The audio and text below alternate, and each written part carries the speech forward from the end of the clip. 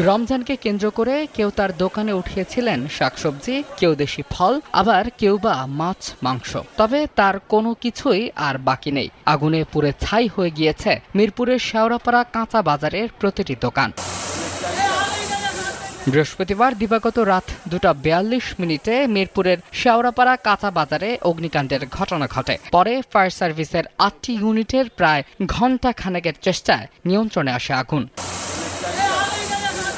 ভুক্তভোগীরা বলছেন, রমজানকে সামনে রেখে বহু টাকার মালামাল আনার পাশাপাশি অনেকেই নগদ টাকা রেখেছিলেন দোকানে, যার সব পুড়ে ছাই। কালকে 2 লাখ টাকার মাল আনছে দোকানের মধ্যে, আজকে সব শেষ।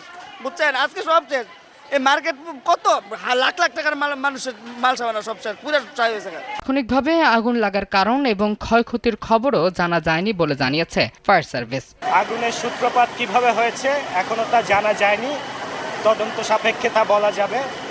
বাট ঘটনাস্থল পর্যবেক্ষণ করে যেটা দেখা গেছে, শেওড়াপাড়া কাঁচা বাজারের মেনলি সবজি এবং মাছের বাজার, এখানে আগুন ধরেছে এবং এই মাছের বাজার এবং এই সবজি বাজার এগুলি বেশি, মুদি বাজার এগুলি বেশি ক্ষয়ক্ষতি হয়েছে।